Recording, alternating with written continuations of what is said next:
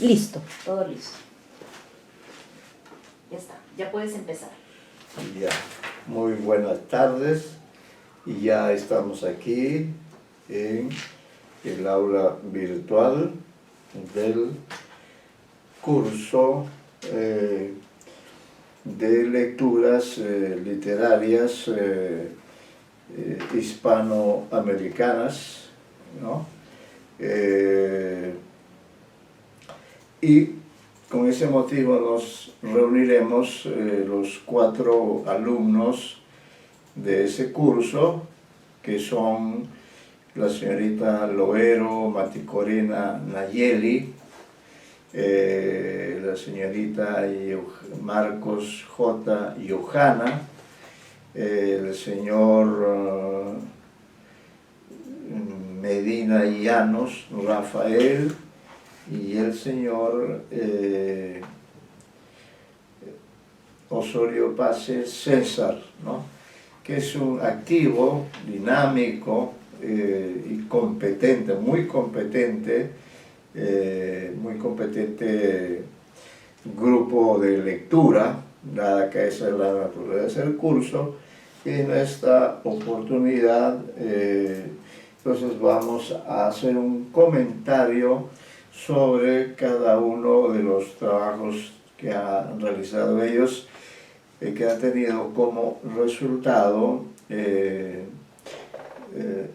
diríamos, estos artículos científicos que se corresponden al examen parcial del 8º semestre, ¿no?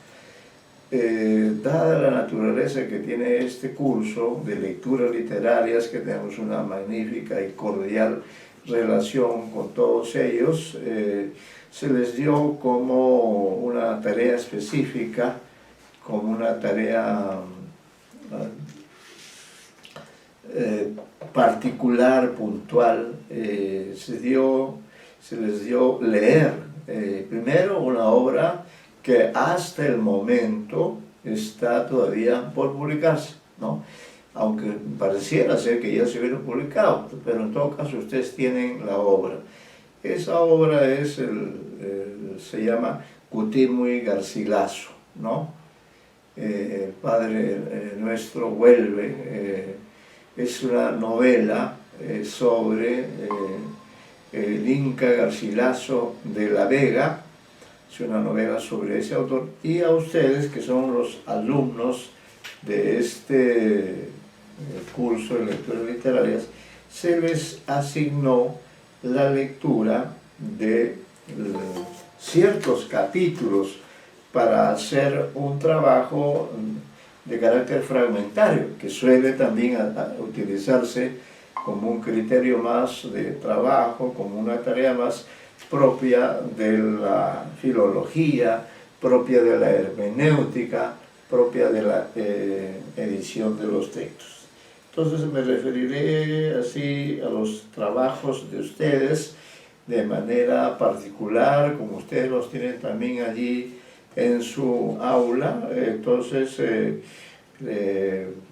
si bien es un trabajo fragmentario, la mayoría ha optado, lo cual me parece saludable, de enmarcar este trabajo como un resumen, como un artículo científico acerca de ciertos capítulos de la obra vasta de González Viaña, que es una novela ambiciosa y que ustedes seguramente tendrán oportunidad de leer si es que ya no terminaron la lectura.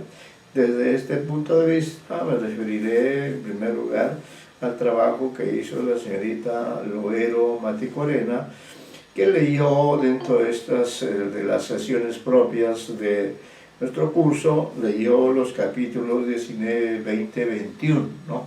Que son capítulos relacionados con la juventud, con el viaje que está emprendiendo este joven Gómez Suárez de Figueroa hacia España para cumplir la voluntad de su padre de ir reclamar ciertos derechos suyos y de su madre, Isabel Chimpuocchio, y bueno, ver qué perspectivas encontrará ya, porque ya en este momento, cuando ustedes lo comienzan a seguir como personaje literario, de eso se trataba, como ser viviente, como el que está viviendo así como nosotros, ¿no?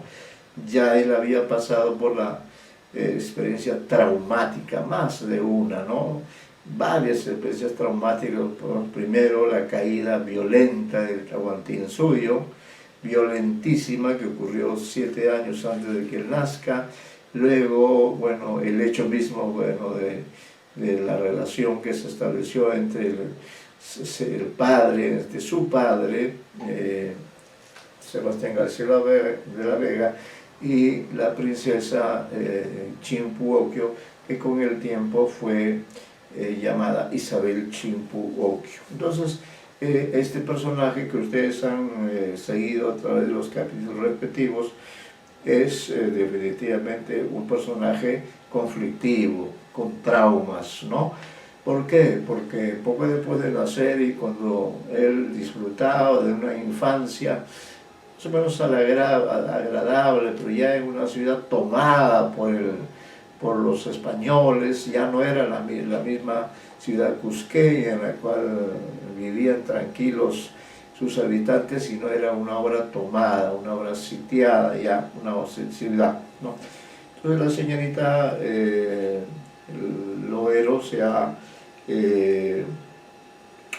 pues se ha concentrado en la lectura de estos capítulos, ha presentado al escritor como escritor del siglo XIX, perdón, del siglo XVI, efectivamente, ¿no? Pues claro, él publicó en el 1590, 16, ¿no? 16, sí, efectivamente, y 1600, sí, 16, 17, ¿no?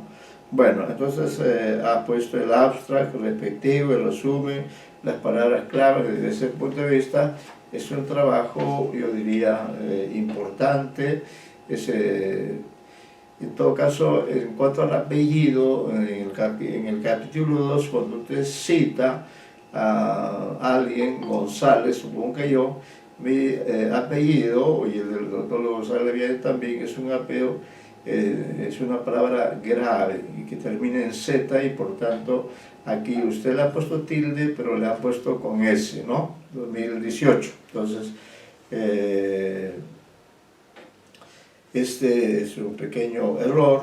En cuanto a la redacción, diríamos, de su trabajo, pues ha seguido el personaje histórico, lo ha confrontado incluso con la biografía, ¿no? Porque lo característica de la obra de González Viaña es que en cambio el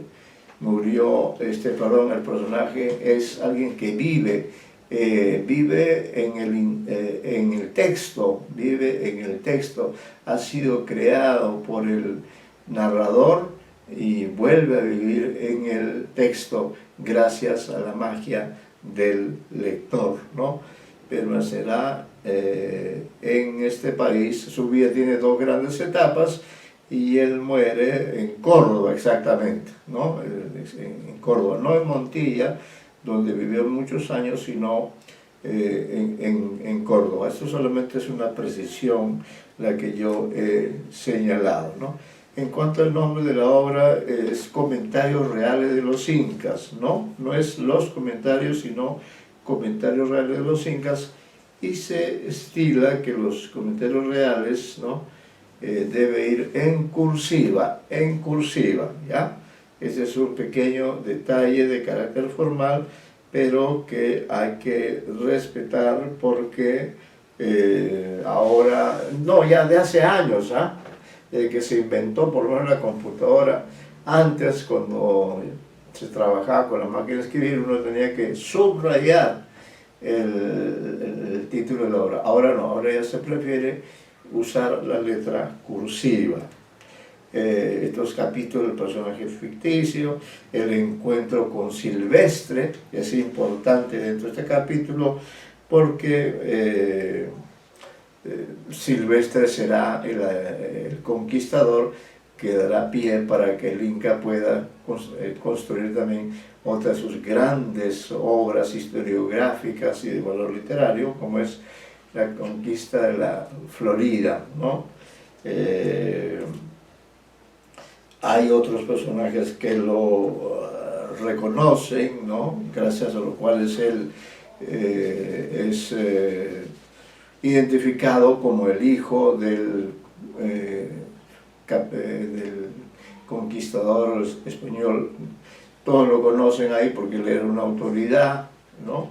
Y por tanto le llaman la atención. Lo novedoso en estos capítulos que ustedes han analizado es que aparece un personaje femenino, ¿no? El personaje de María Magdalena, y me parece que la señorita Loero ha destacado mucho la importancia de este personaje, ¿no? Que no es parte de la biografía, pero sí parte de la vida novelesca. Yo creo que está bien, ¿no? Porque un escritor que quiso escribir una novela sobre Garcilaso, pero que no llegó a hacerlo, justamente se quejaba, ¿no? De que en esa novela, pues esa novela carecería de interés porque no se había registrado en la vida de el Inca un gran romance, ¿no? Sin embargo, González Viaña, con la libertad que tiene un novelista, se ha, digamos, decidido por incluir un personaje femenino y cuyos nombres son connotativos, tienen una connotación cristiana. Y esto tiene que ver con el hecho de que estamos frente a un personaje mestizo, ¿no? Que tiene dos tradiciones, tiene una tradición andina, una tradición imperial, pero también tiene una tradición cristiana, ¿no? Cristiana, y por eso es que en ese viaje es acompañado por sus parientes, ¿no? Igualmente usted destaca el uso de la analepsis, ¿no? Es decir, estas evocaciones, estos viajes imaginarios, verbales al pasado, que se realizan dentro de esta obra literaria que usted ha leído con bastante cuidado. Igualmente el asunto de la verosimilitud, efectivamente, ¿no? Era importante, fortalece la verosimilitud del personaje, pero que además, muy importante, corresponda a la realidad, que se encontró con Gonzalo Silvestre. Claro que sí, Gonzalo Silvestre existió y por tanto fue la fuente principal para la construcción de la Florida del Inca, que es otra de las grandes obras, ¿no? Discutibles, polémicas también, en fin, pero lo cierto es que sí, el capítulo 19 también danzan hasta la hora del fin del mundo, la mención de los danzantes del Taquioncoy, ¿no? Esto también es un dato muy importante que usted ha puesto dentro de su trabajo, y efectivamente el Taquioncoy es una manifestación, es una especie de catarsis, una danza, ¿no? Que así como también en España, cuando él va a visitar va en plan de soldado español, ahí se encuentra también con la danza flamenca. Aquí en cambio se encuentra en pleno viaje, él todavía es un joven, pero sí tiene la oportunidad de ver estas danzas en las cuales los seres del Tahuantinsuyo, el imperio conquistado, de alguna forma hacen una catarsis, hacen una suerte de oración para que las cosas cambien, para que no sigan viviendo de ese manera tal cual lo habían hecho hasta antes, ¿no? Entonces esto sí, es importante que el escritor haya tomado en cuenta y que usted lo haya destacado. En cuanto a la ficcionalidad, solamente una pequeña falla es la ausencia de una tilde en la palabra atmósfera, ¿no? Tras crear una atmósfera adecuada para el Gómez Suárez de la ficción, se procede a construir relatos ficticios poseedores de gran valor literario. Efectivamente, dentro de la obra hay relatos dentro del relato, ¿no? Está, por ejemplo, el sacerdote católico, que dice usted, él simboliza al español católico que rechaza al andino y promueve el genocidio de los mismos, ¿no? De los mismos sería, ¿no? Porque si bien se habla del andino, estamos hablando del genocidio de los mismos, es decir, los andinos, al declarar la Inquisición, al respaldar la Inquisición, al declarar nuestra naturaleza es la guerra. Es curioso, ¿no? Este sacerdote, sin embargo, él considera que la naturaleza del ser humano es la guerra. Y tiene razón, solo que la Iglesia Católica en ese sentido tiene una posición un poco contradictoria. El protagonista es incomodado por su presencia, pues, como nos mostrarán los capítulos posteriores, ahí también hay una tilde que le faltó, en mostrarán los capítulos posteriores, ahí también le faltó una tilde. Es una breve errata, ¿no?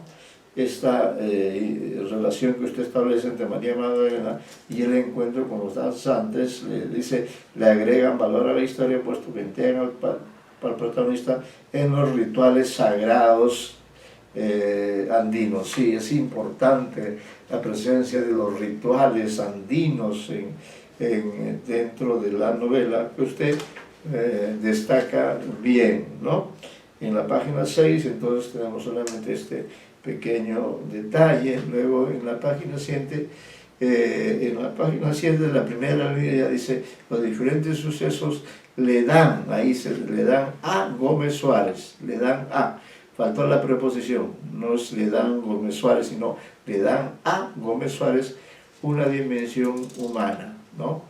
Luego, en ese mismo capítulo, cuando habla usted de la transculturación, que a mí me parece uno de sus aportes de los más valiosos que usted habla, hay ahí un elemento, una pequeña rata, dice: otro elemento que añade credibilidad, un gran valor, es la forma en la que, es la forma, ¿no? La forma femenino, en la que el narrador inserta estos rasgos producido por la transculturación, ¿no? Y luego explica usted muy bien la danza hasta la hora del fin del mundo, puesto que nos encontramos con la presencia de una bailarina indígena que defiende sus ritos y venera las huacas que ahora protegen a su pueblo. Ella se acerca a Gómez Suárez y le susurra que todavía, dice ahí hay otra tilde que faltó, todavía estás, ¿no? Estás, tilde, una pequeña tilde, atados a los hilos del mundo, como llamado, a que se integre con su identidad andina, ¿no? Como recordándole que él sí se está yendo, pero que no debe dejar de llevar dentro de su alma todo este simbolismo, toda esta fe, esta visión mágica de la España. Luego, en el capítulo 21 es muy interesante la presencia de este personaje, Marcos Sarabia, ¿no? Otro amigo de su padre que intentó coimear a Usar. Ese es un elemento de humor, realmente. Este elemento sí creo que es aporte de González Viaña, ¿no? Pero está muy bien tratado cuando cuenta la anécdota del santo Santiago, que llamó para que lo proteja una batalla entre guerreros y españoles. Efectivamente, el apóstol Santiago, como dice en el pueblo de España, se le comenzó a llamar a Santiago Matamoros, claro, en la lucha con los moros, ¿no? En este nombre se transformó en el Perú por la conquista y se le denominó Santiago Mataindios, ¿no? Así se le llamó a un protector de los españoles en tierras lejanas a su patria. Existe un contraste entre el relato andino del dios Viracocha y el relato español del apóstol, ¿no? Hay un relato dentro del relato, ¿no? Esto es interesante, es un dato de humor propio de la narración, ¿no? En esta misma línea, en este párrafo, dice, vemos así que el esencia del mestizaje, la última oración dice, se le llama Garcilaso al primer mestizo Pedro, que reivindica con vehemencia sus dos identidades, y en esta nueva se hace eco de este esfuerzo. Eco a, no, sino eco de este esfuerzo. Las conclusiones son correctas, ¿no? Solamente le falta una tilde en el capítulo 19 y él asimila estas enseñanzas, ¿no? Solamente la tilde. En el capítulo, cuando usted refiere al capítulo 21, no hay ningún error, todo está conforme. Un buen acercamiento a 3 capítulos, aportes valiosos, resalta la importancia de lo andino y de lo hispánico, destaca la presencia del personaje femenino. Con ella hace que el amor se agregue a plenitud, ¿no? Se agrega a plenitud. Debió referirse a la técnica del relato dentro del relato. Eso, ¿no? Ese es cuando Saravia le cuenta, ¿no? Está refiriéndose a una técnica. Y él destaca la picardía del hispano que quiso engañar a Santiago, ¿no? Bueno, ese es el trabajo suyo, está revisado. Es un buen aporte el que usted ha logrado gracias a ese trabajo, ¿no? Luego tenemos a continuación el trabajo de... Sí. ¿Alguna cosita? Bueno, ya la nota aparecerá en el aula virtual. Marcos J. Hasta también lo ha trabajado como artículo científico. Tiene el resumen, las palabras claves. Solamente hay un pequeño error en la línea 1, 2, 3, 4, dice, del resumen, dice, de todas maneras los rasgos del personaje histórico, como por lo que se plantea analizar los puntos de divergencia. Ahí hay una la de más, ¿no? Es las fallas que a veces uno comete. Luego, en la introducción, ¿no? Una crónica del siglo XVI, ¿no? 16, sí, pues 1600, sí, 1617, ¿no? 17, claro, 17, tiene usted razón, sí, es el siglo XVII, ¿no? Sí, tiene razón, es el siglo XVII, porque ya es 1609, y ya es el siglo XVII. Se le recomienda como un recurso que no debe utilizar la palabra cosas. No debe estar en un artículo científico. Usted debe poner acá, por ejemplo, se conocen varios detalles de este personaje, se conocen varias anécdotas, ¿no? Pero cosas no. Efectivamente, cosas es una palabra que usted la puede utilizar en la vida cotidiana, claro, ¿no? Incluso dice, dime una cosa, y eso está mal dicho, pues, porque no puede uno decir una cosa, dirá una palabra, una expresión, ¿no? Bueno, luego en la página 2, esta novela es histórica, en tanto se apoya en hechos, no de hechos, sino se apoya en hechos que son verídicos, pero no pretende ser un retrato fiel de la vida del cronista peruano, no español, ¿no? Garcilaso es peruano, por eso lo he corregido allí, ¿no?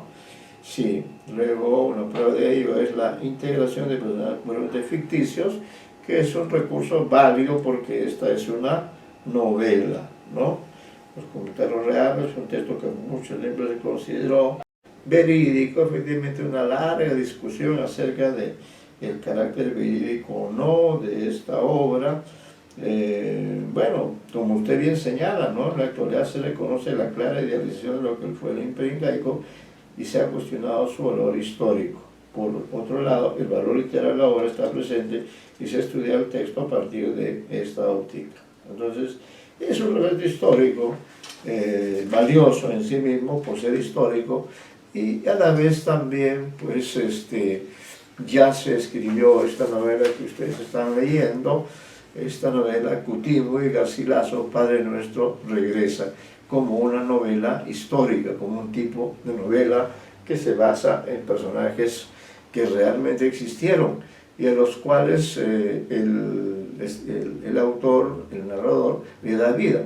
Y él ya ha utilizado esta técnica, por ejemplo, cuando ha reconstruido la vida de don Ricardo Palma, o también la vida de César Vallejo. Entonces él está familiarizado, y estoy seguro que para hacer la ficcionalización respectiva, él ha investigado bastante, ¿no? Por eso tiene verosimilitud del relato. La página 3 está muy bien, las citas que usted menciona son conformes, se refiere a INSA, y es verdad, ¿no? La historiografía se enriquece así con mitos, leyendas, creencias, ideas, fuerzas, claro que sí. ¿Acaso la historia deja de lado eso? Si la historia finalmente también es un relato, ¿no? En la página 4 igualmente no encuentro errores, todo está conforme, todo está muy bien, las ideas están convenientemente desarrolladas, utilice usted adecuadamente y de modo pertinente, cuando dice la convención de la ficcionalidad, necesita de una mayor coherencia que la meramente histórica. Esto es cierto lo que usted dice, coherencia entendida como credibilidad, lo que Leonor Fleming llama la verosimilitud dentro de la legalidad interna de cada obra. Eso es principalmente lo que usted ha analizado, y por eso destaco un gran aporte suyo, el link y los comentarios reales. Es un proceso importante en la historia de nuestro país, de sus crónicas, la Florida del Inca, ¿no? Bueno, es cierto, es importantísimo, y eso hace que sea todavía más admirable la actitud, la valentía, la audacia que ha tenido González Viañas de escribir esta novela. Va a ver que le van a llover críticas, va a haber un debate, pero yo creo que González Viañas es plenamente consciente de que eso va a suceder. De otro lado, va a haber muchísima gente que también va a elogiar este trabajo maravilloso, ¿no? Su inculcación en indígena le confiere la posición de un narrador auténtico, narrador auténtico inca, ¿no? Esta cita, y acá menciona usted el número 2006, pero no menciona el autor, pone ahí página 163, a ver, dice la página 5, no sé si puede ser este que dice no ese, ¿no? 2006, sí, debe ser ese, sí. No, 2006, 163, ya, de acuerdo, está entonces resuelto, curioso, ¿no? Bueno, de esta manera está el cronista y el relato se acorta y él representa a la otra cultura. Luego, en la página 6, solamente para destacar que en ese párrafo usted incurre, vamos a decirlo así, poner en forma muy seguida la palabra para, ¿no? Dice, en el primer párrafo dice: la famosa crónica de Garcilaso, hecha a base de su memoria personal y colectiva, constituye una identidad, punto. Para el público receptor, los peruanos, es el comienzo para un desarrollo del imaginario nacional peruano, punto. Sin embargo, para el autor, exceso de usar la misma palabra, entonces ahí sí habría que cambiar para mejorar. Eso es más fácil de hacerlo porque es una persona que maneja, pero bueno, sí, ahí lamentablemente el para es tan importante que a veces tiende a repetirlo más de lo estrictamente necesario. Después todo está bien en la página 6, está conforme, igualmente en la página, la nominalización también es importante, es un detalle que usted efectivamente, no mucho se puede decir sobre este aspecto, cómo este escritor tuvo un nombre, luego tuvo otro, ¿por qué ocurrió eso, no? Gómez Suárez de Figueroa. Parece que Gómez Suárez de Figueroa era el nombre de su abuelo, y en esa época que las costumbres cambian, entonces uno podía, si quería, ponerle a su hijo el nombre de su abuelo, ¿no? Aunque nada tuviera que ver con el apellido del niño recién nacido. Pero en ese sentido fue muy inteligente Garcilaso, porque dejó de lado el nombre Gómez Suárez de Figueroa, que era el de su abuelo, y en cambio tomó el nombre de su padre, que además el nombre, ¿no?, Sebastián Garcilaso de la Vega, es un nombre más prestigioso, y que además él legítimamente estaba emparentado con esta familia. Desde ese punto de vista, pues creo que este aspecto del nombre es importante, ¿no? No sería lo mismo decir Gómez Suárez de Figueroa. ¿Quién será? ¿Quién diablo será? Que decir el Inca Garcilaso. Él fue creando su nombre. Finalmente uno, si quiere, puede crear su nombre. Algunos usan un seudónimo, no usan un nombre, usan un seudónimo, ¿no? Luego, en la página 7, igualmente correcto. En la página, en la página 8, el capítulo 22, Cutismo y Padre Nuestro de Iglesia Central, en realidad dice una cita aparte, no, es una cita aparte de los comentarios reales, sí. Es una cita nomás, porque usted sí pone allí, es una cita de los comentarios reales, ¿no? Y quite partes, es una cita. Cuenta la historia de Manco Cápac y Mama Ocllo, etc. Esta técnica que nosotros ya conocemos y que constituye la técnica de la analepsis, porque efectivamente, como usted dice, se hace una retrospectiva a un pasado remoto, anterior al de los incas, ¿no? Así que es una cita, no es una cita textual, ¿no? Es una cita de carácter libre la que hace, ¿no? El alimento oral también es importante. El capítulo 23, los muertos regresan en Guarochirí, página octava, no hay errores, todo está conforme.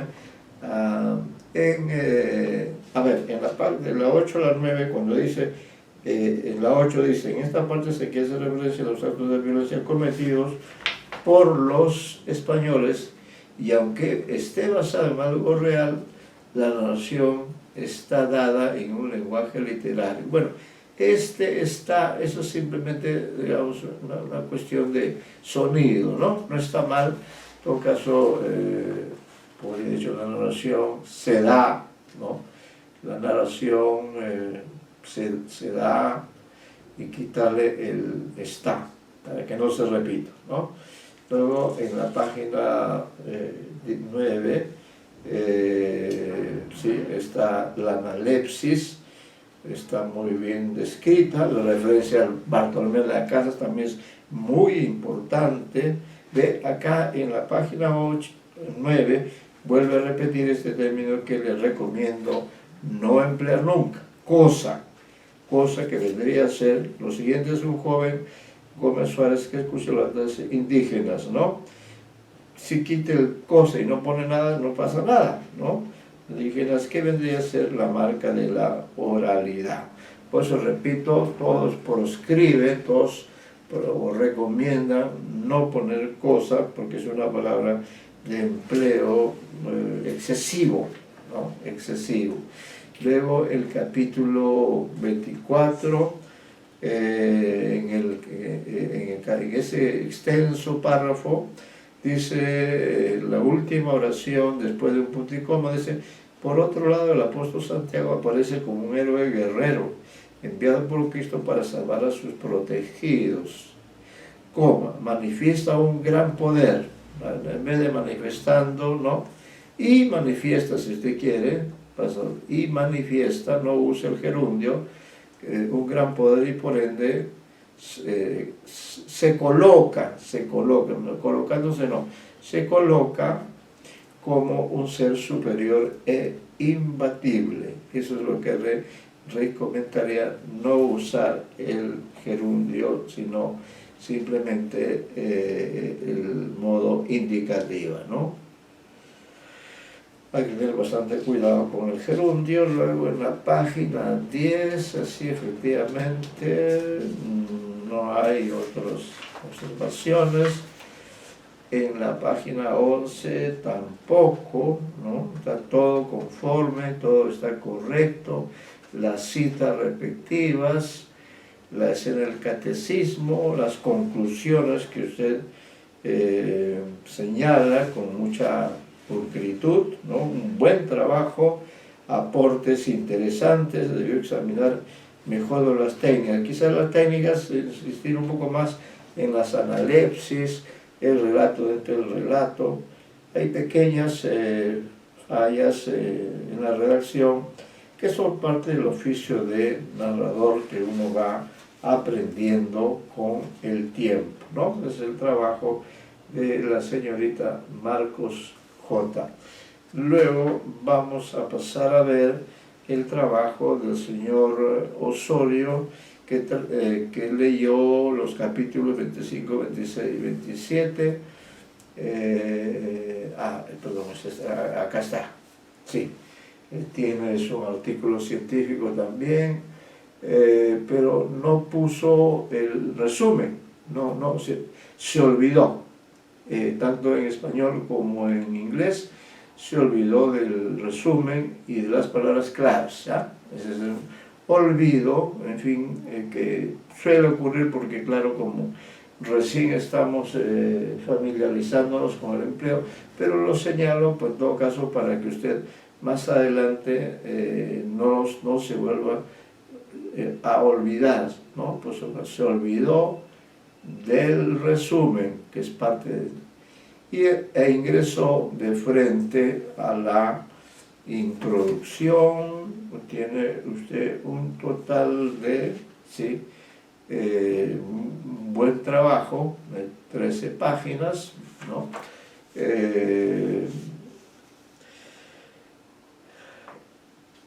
En el primer capítulo yo sugeriría un cambio, ¿no? Que usted lo tome en cuenta. Dice, en el primer capítulo, en el último párrafo, dice: en la obra se conecta una reconstrucción verosímil de la vida de Garcilaso con un despliegue de esoterismo y mitos ancestrales, ¿no? Y mitos, ahí le faltó, sí.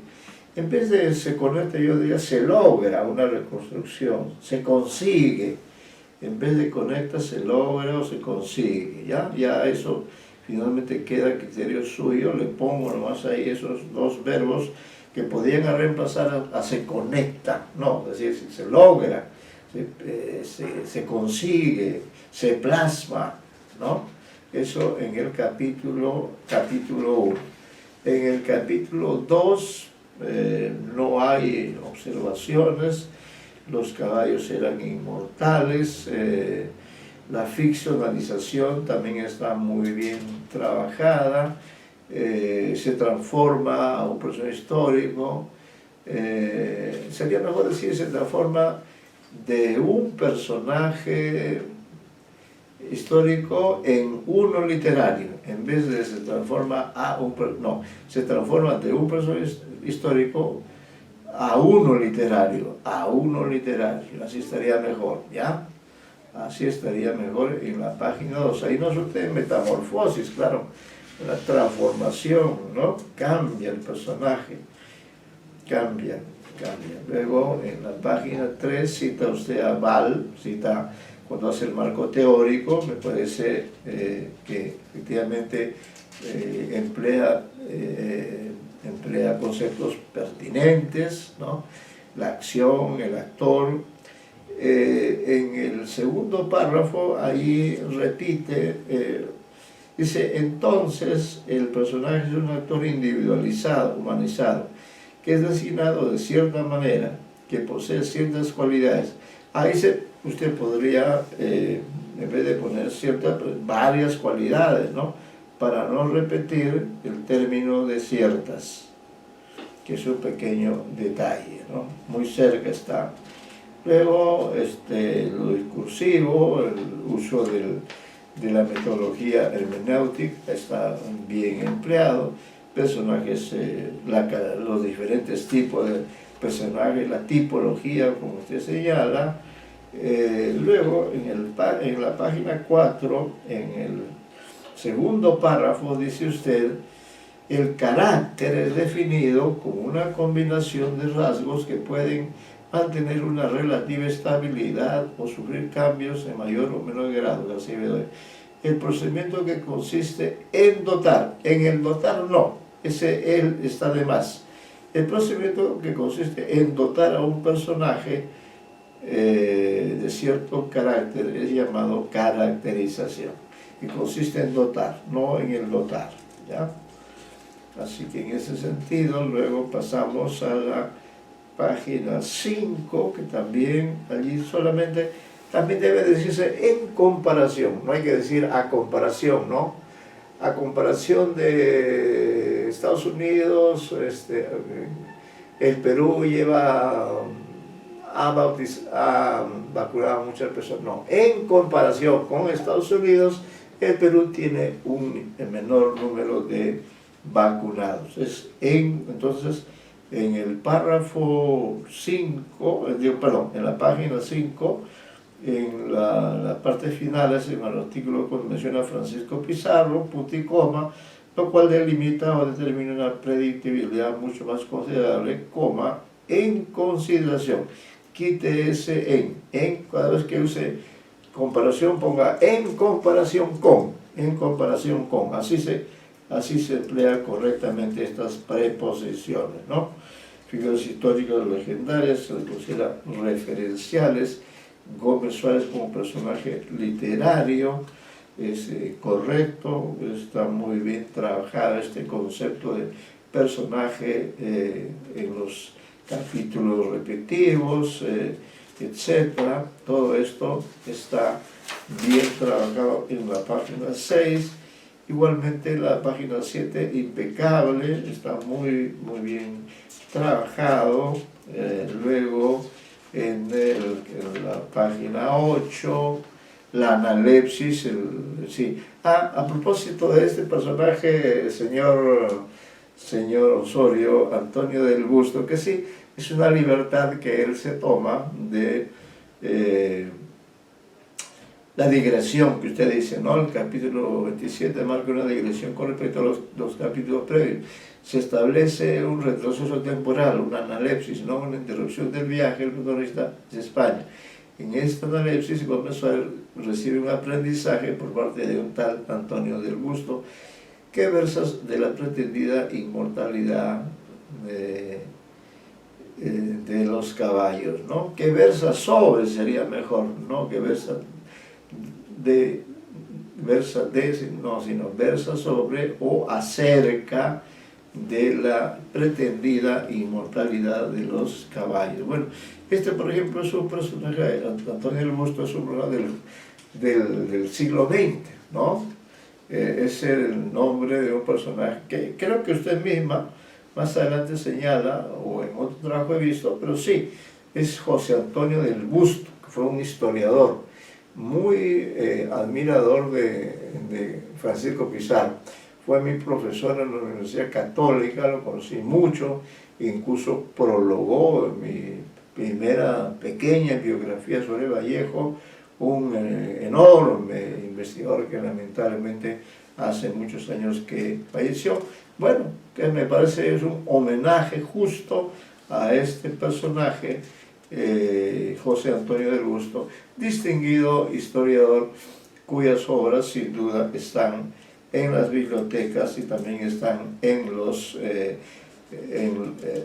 la comunicación virtual. Gómez Suárez como personaje referencial, como está señalado aquí, en la página 9, igualmente, no hay problemas, está todo conforme. En la página 10, igualmente, recuerdo lo problemático que tiene Gómez Suárez de la separación de sus padres, y esa escena vuelve una y otra vez, ¿no?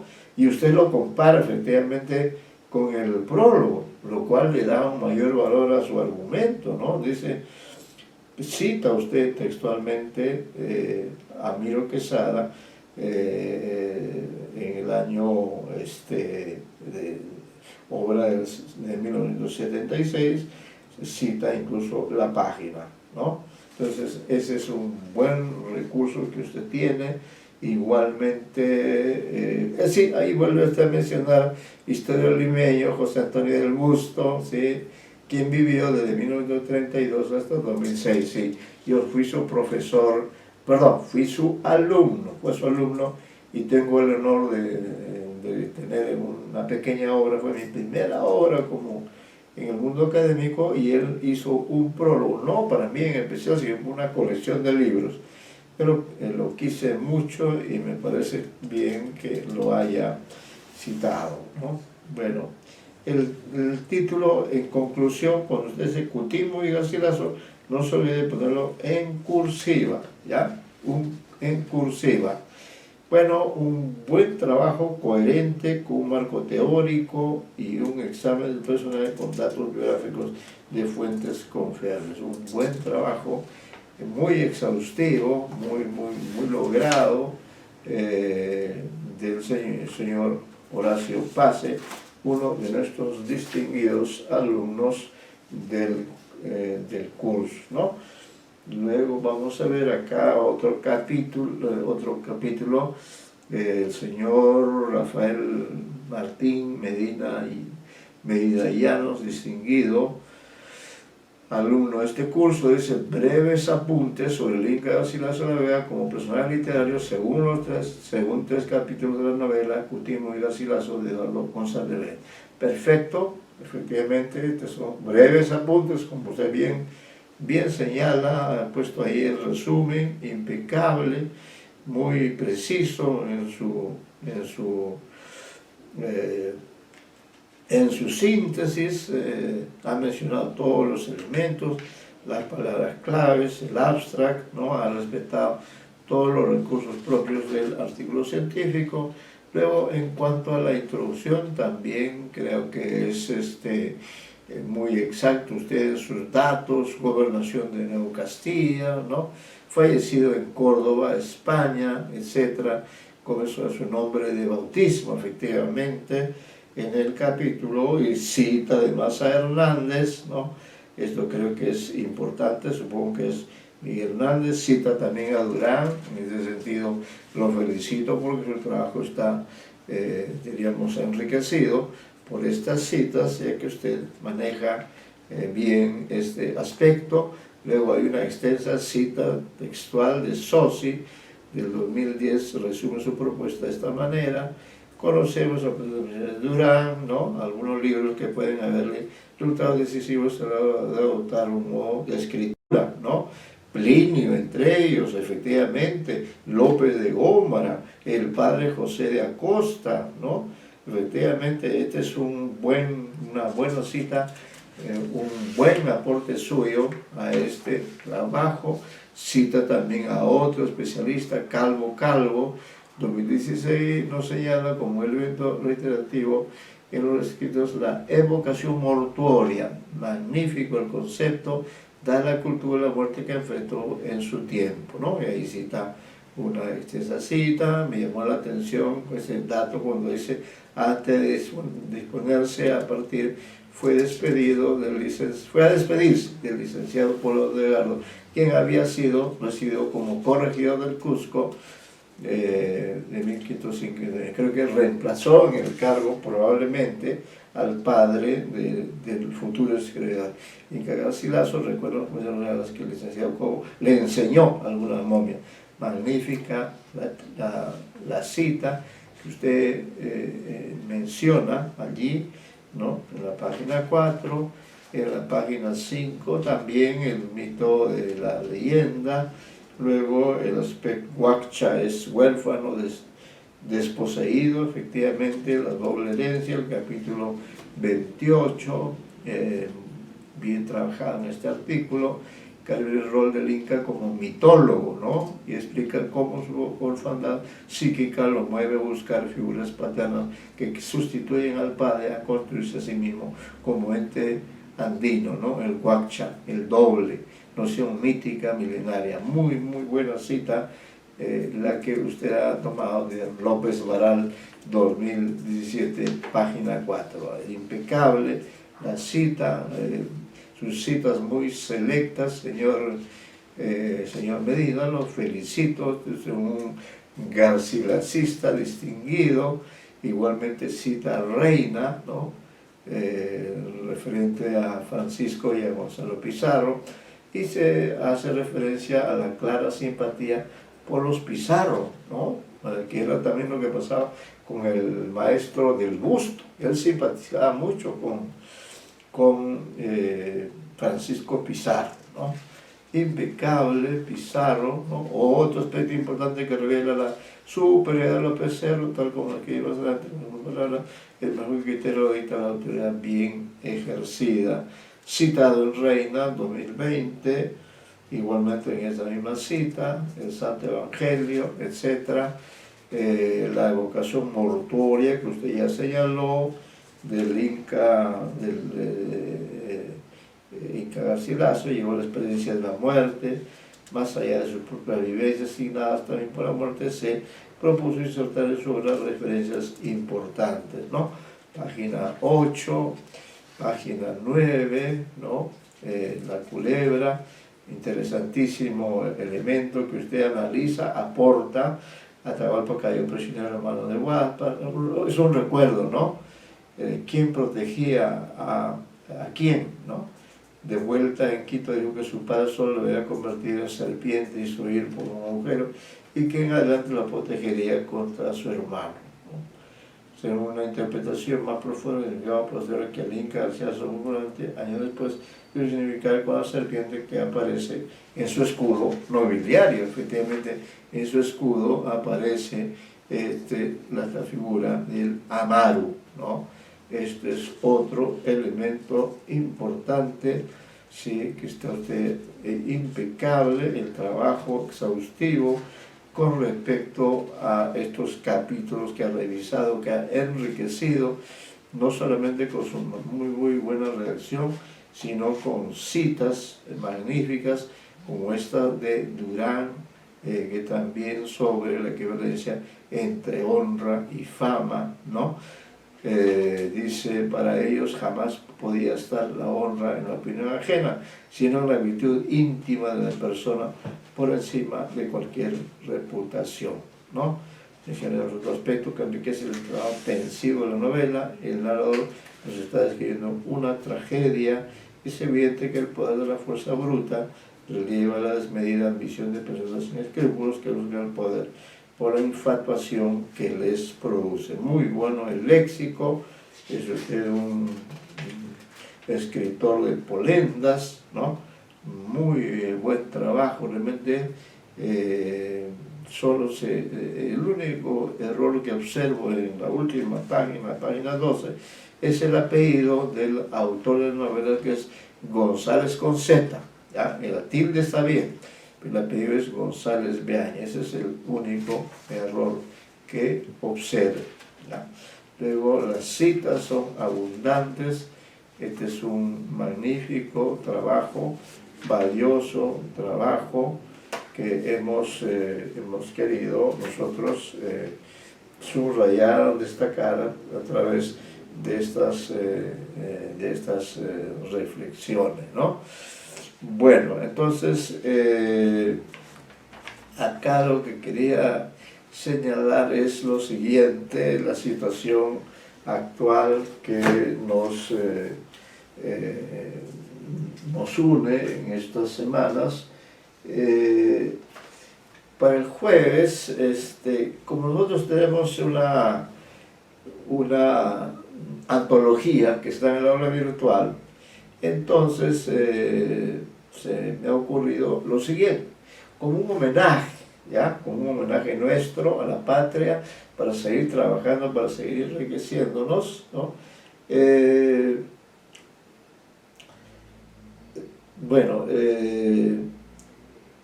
A cada uno de ustedes les he asignado un relato de los que está en la antología. Entonces, por ejemplo, a Loero le he asignado el relato Eva, que está en la página 80, que se llama Hallazgo de la vida, página 70, ¿no?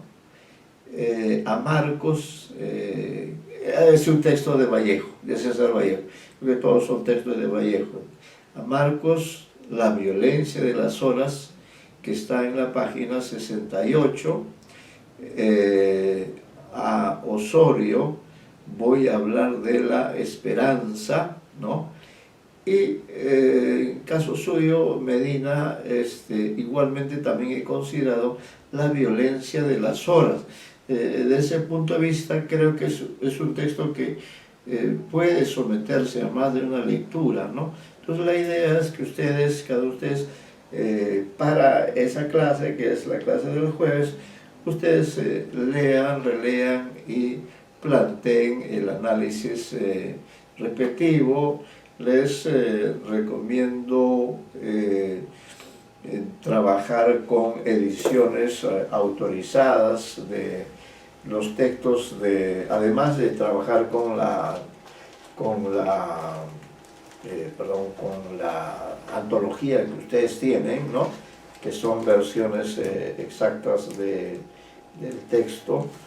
Les recomiendo, como hay muchos editores de las obras de Vallejo,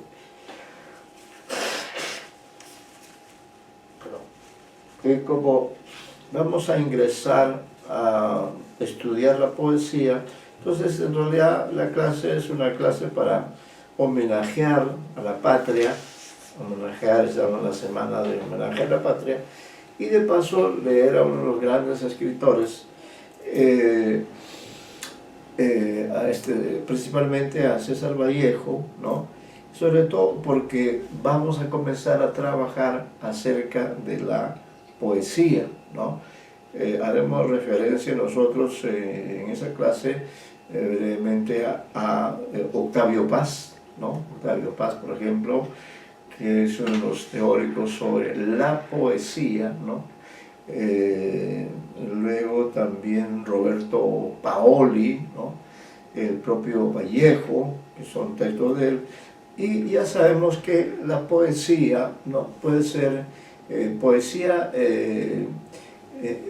bueno, en toda obra grande, al margen de su género, hay poesía, hay que entender en dos sentidos. Por ejemplo, 100 años de soledad es una obra poética, sin duda. La prosa de 100 años de soledad es una obra poética, eso es algo indudable. Ahora, lo que llamamos ya desde un punto de vista convencional la poesía, puede darse mediante estas, entre otras, estas tres posibilidades. Esto es algo que pueden revisar en el libro de García Bedoya que ustedes manejan, la hermenéutica. Puede haber poesía, si hablamos estrictamente de poesía, puede hablar poesía en verso, ¿no? en versos medidos, por ejemplo un soneto, ¿no? Pues en el soneto ya sabemos que hay 2 cuartetos, 2 tercetos, y que además no hay más ni menos versos, y que además cada uno de los versos tiene determinado número de sílabas y también tiene determinado número de acentos rítmicos en las sílabas, de manera que, diríamos, el soneto, Vallejo trabajó, dicho sea de paso, muchas veces el soneto, ¿no? Bueno, entonces está el lenguaje en verso, puede ser un soneto, puede ser una elegía, puede ser un poema de mayor cantidad de versos, uno puede trabajar en el soneto. Luego puede también trabajar uno en el verso libre, ¿no? El verso libre uno tiene mayor amplitud para trabajar n cantidad de estrofas también, pero siempre con esta característica del número de sílabas, ¿no?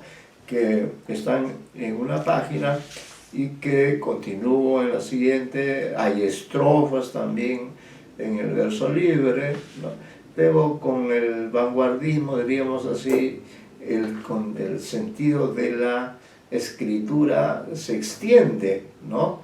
Y ya en la página ya no se respeta la noción de verso, y entonces en 5 metros de poemas ya la distribución de las palabras dentro de la página en blanco es totalmente diferente, diversa a la que vemos en los versos tradicionales de los escritores españoles del siglo de oro, que utilizaban muy estrictamente el lenguaje en verso, con medidas, ¿no? Llegado el vanguardismo, tiene usted también, bueno, después del vanguardismo, ya diríamos así, también viene la posibilidad, además del caso que he mencionado de Oquendo de Amat, de sus libros 5 metros de poemas, ¿no? Ya en épocas más contemporáneas, poetas como Arturo Corcuera o Alejandro Romualdo también hacen tabla rasa de los conceptos de verso, y por el contrario manejan con amplitud la distribución de los versos, manejan con libertad, manejan de una manera totalmente original, sin dejar de ser también poesía, ¿no? Y por último es lo que se llama la poesía en verso, los poemas en prosa. Estos poemas que ustedes van a leer, los van a encontrar, por ejemplo, en la edición de Ricardo González Vigil, en su edición del año 1991. Yo tengo la del 91, tengo una posterior y hay otra que él ha editado, pero yo no conozco, no he visto, no he tenido la oportunidad. La que yo manejo y las versiones que ustedes tienen se basan en las ediciones de estos poemas en prosa. Estos poemas en prosa están dentro de poemas humanos, ¿ya? Así los ha considerado Ricardo González Vigil. No los ha considerado al margen de poemas humanos, sino los ha considerado como parte de los poemas humanos, ¿no? Dice, poemas en prosa y con contexto de contrasigneto profesional. Ahí los van a ubicar. Pueden hacer un cotejo entre la versión que tienen ustedes, la versión que tienen en la antología que les ha distribuido, y pueden ir a la edición, bueno, no solo la de González Vigil, principalmente digo la edición de González Vigil, o a la de otros. Hay otras ediciones también de otros, el profesor Ricardo Silva Santisteban también es otro famoso editor de la poesía de Vallejo. Él también puede ser, sobre todo usted, el señor Medina, pero también el señor Osorio, la señorita Loero, el señor Marcos, la señorita Marcos, perdón. Todos ustedes son conocedores, y este aspecto, digamos, filológico, este aspecto de la autenticidad. Ahora, son textos curiosísimos en cuanto a su forma, estos llamados poemas en prosa, ¿no? Por eso lo que quiero es que ustedes los lean y los interpreten, ¿no? Como una suerte de homenaje a Vallejo, como una suerte de introducción a la poesía. Yo diré algunas palabras alusivas a la poesía, basándome en el texto de Octavio Paz, que es El arco y la lira, ¿no? Haré una pequeña referencia a este texto, que creo que ustedes lo tienen en la aula virtual.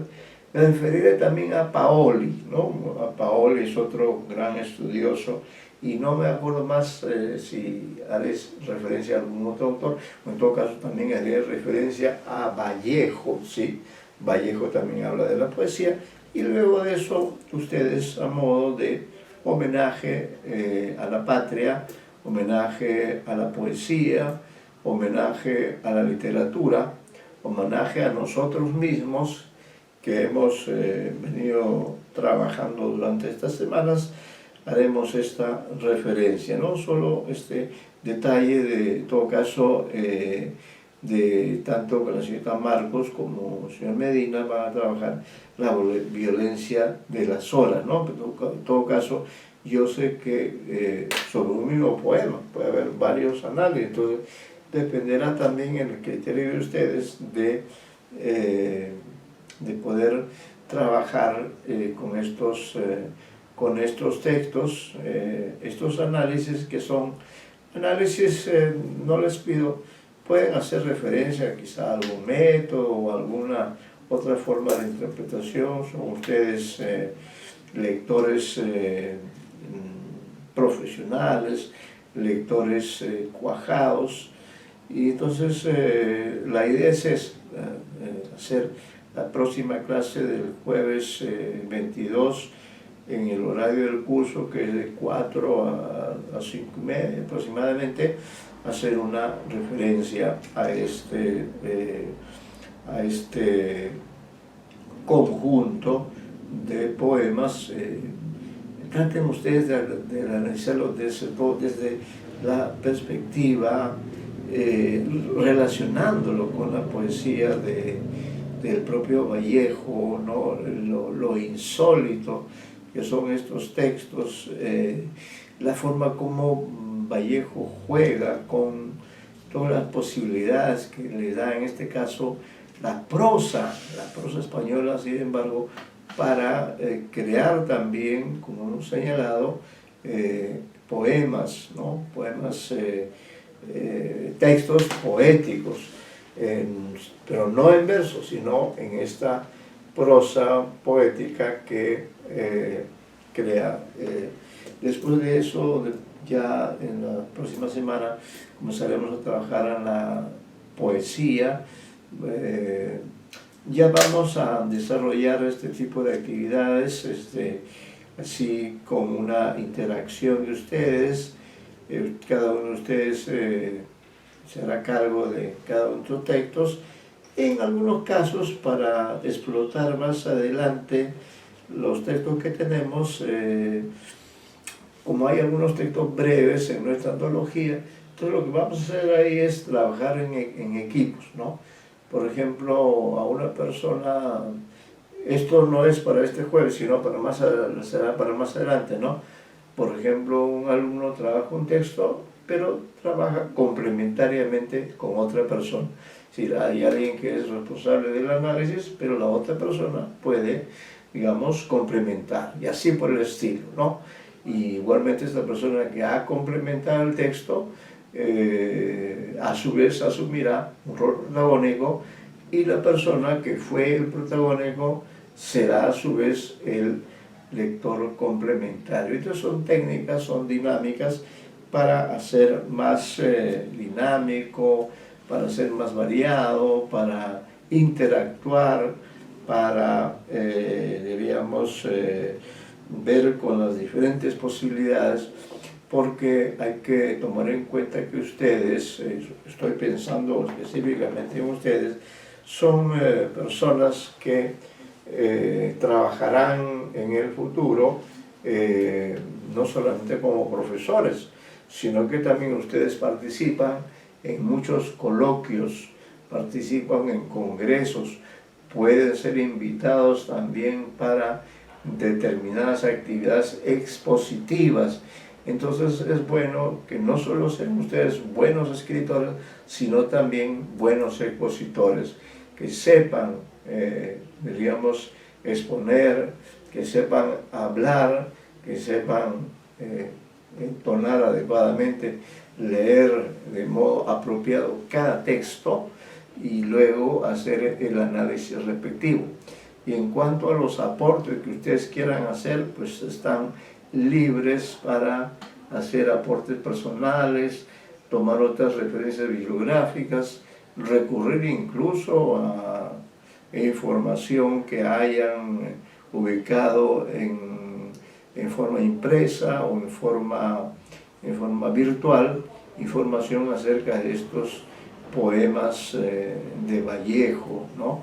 Que aparecieron dentro de la edición de Ricardo González Vigil, en esa parte que corresponde a poemas humanos, ¿no? Y luego dice poemas en prosa en el contexto de contra el secreto profesional. Se asume que Vallejo comenzó a experimentar este tipo de poemas en prosa, como ustedes los van a ver, pero en relación con diferentes posibilidades, porque si bien son en prosa, no tienen el mismo formato, ¿no? Cada uno de ellos cada uno de ellos. Incluso para el caso de la violencia de las horas, ¿no?, que tendrá a su cargo la señorita Marcos y que también ahí aportará el señor Medina, les recomiendo consultar la novela de González Viaña, Vallejo en los infiernos, ¿no? Allí, por ejemplo, es un tópico, bueno, la muerte es un tema universal en la poesía. Podrán también allí hacer una intertextualidad, ¿no? Una intertextualidad, es decir, una relación entre Vallejo y Neruda, Vallejo y García Lorca, Vallejo y Darío, ¿no? O otros poemas que le han dado un vuelo extraordinario a esta temática de la muerte. Y en el caso de esta novela de González Viaña, que se llama Vallejo en los infiernos, tiene ciertos puntos de contacto con este poema La violencia de las horas, ¿no? Porque la violencia de las horas, caray, eso es algo, si uno se pone a pensar, efectivamente las horas son violentas, ¿no? Son violentas porque se van como si fuera una catarata y uno se queda ahí y de pronto desaparece, ¿no? Es un efecto, es un tipo de violencia demoledora. No golpea físicamente, pero golpea en un nivel más profundo, ¿no? Uno va, he conocido, y sobre él hablaremos en algún momento, un poeta español que les recomiendo, perdón, un poeta chileno que se llama Oscar Ján, ¿no? También es muy recursivo, muy fanático del tema de la muerte, y él también plantea esa obsesión, una obsesión extraña por el tema de la muerte, que es lo que Vallejo hace también en Pueblos Humanos, en Los Heraldos Negros, en el propio Trilce. Es que todos los seres humanos estamos marcados por este tema. Este tema determina nuestro carácter, nuestra condición, determina el sentido de nuestra vida, porque finalmente lo que tenemos es la muerte, es lo único definitivo que tenemos, ¿no? Todo lo demás es transitorio, todo lo demás es efímero, fugaz, y la única forma que tenemos de tratar de quedar en el imaginario de los demás o de tratar de dejar una huella es precisamente la escritura y la lectura. Porque cada vez que ustedes leen un texto de Vallejo están dándole vida, ¿no?, a esa vivencia, a ese momento, a ese instante, a esa fugacidad que Vallejo logró atrapar con su verbo, con su capacidad poética, plasmó allí algo intenso, algo que está relacionado con lo cotidiano, porque la muerte es algo que borra todas las posibles diferencias que puede haber entre los seres humanos, pero al margen de eso, especialmente en ese modo que estoy mencionando, ahí le interesa no constatar la universalidad de la muerte, sino en todo caso quién es el que muere, ¿no? Quién es la persona que muere, porque si bien la muerte es universal, al mismo tiempo es algo individual.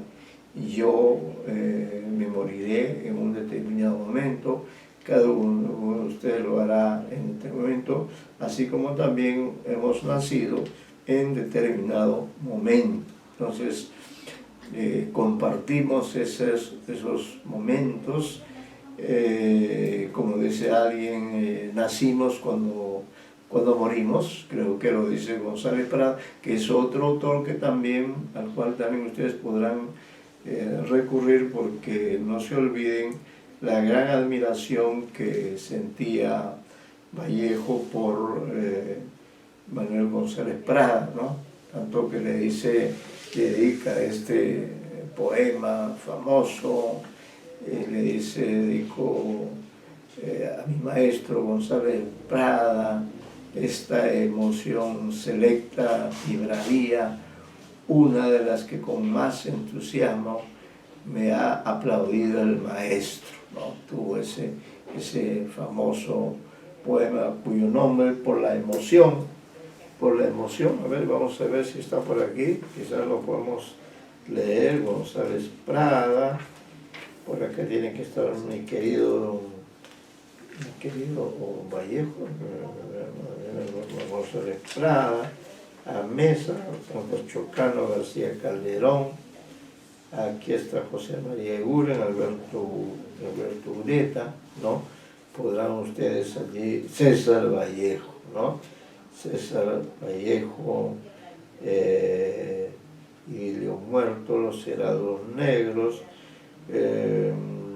no, parece ser que no, pero sí voy a hablar de la esperanza, ¿no? Conociendo en fríos y después de tantas palabras. No ha puesto ese poema de González, alusivo a González Prada, no lo ha considerado, ¿no?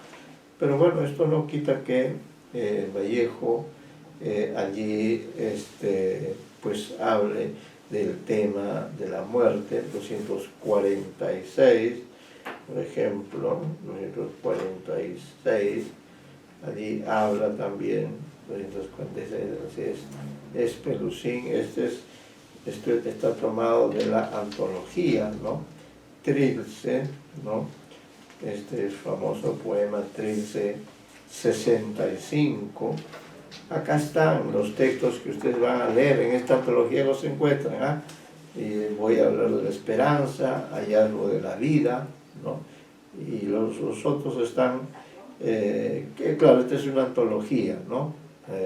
El tema de la muerte, este famoso poema que dice: piedra negra sobre una piedra blanca, me moriré en París con aguacero, un día del cual tengo ya el recuerdo. Me moriré en París y no me corro, tal vez un jueves como soy de otoño.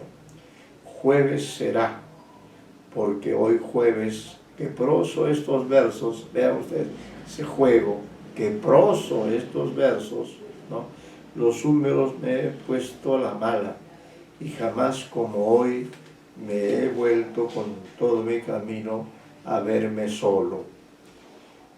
Y ahí terminan los dos cuartetos. Él ha dado cuenta de que se va a morir, y al comenzar el primer terceto nos encontramos con que otro enunciador, otra voz poética, da cuenta de ese hecho como algo que ya ocurrió, y dice entonces: César Vallejo ha muerto.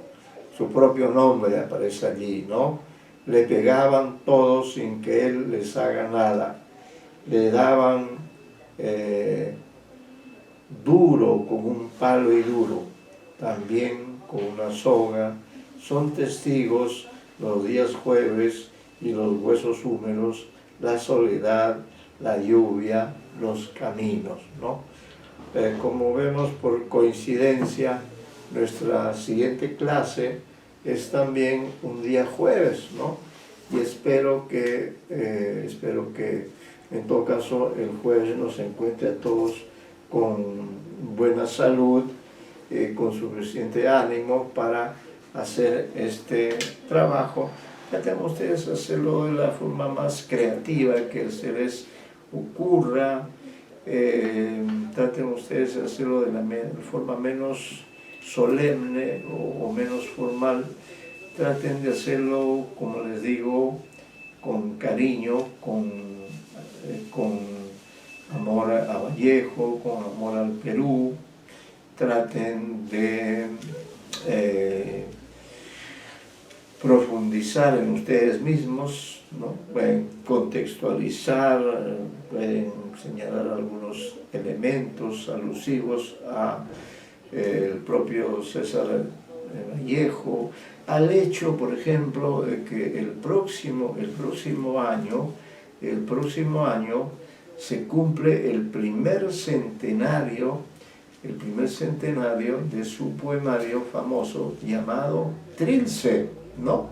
Entonces, ahí tienen ustedes un motivo también para trabajar Vallejo, ¿no? El famoso poemario Trilce, que se publicó en 1922. El próximo año estamos en el 2022. Qué coincidencia, ¿no? Y allí Vallejo estaremos celebrando 247, estaremos celebrando de manera poética precisamente alguno de los poemas de este gran escritor, ¿no? Y con esto me despido de la clase con este poema de Trilce 13, que dice así, ¿no? Tahona estuosa de aquellos mis bizcochos, pura yema infantil innumerable madre, oh tus 4 gorgas asombrosamente mal plañidas, madre, tus mendigos, las 2 hermanas últimas, Miguel, que ha muerto, otra vez la presencia de la muerte, y yo arrastrando todavía una trenza por cada letra del abecedario.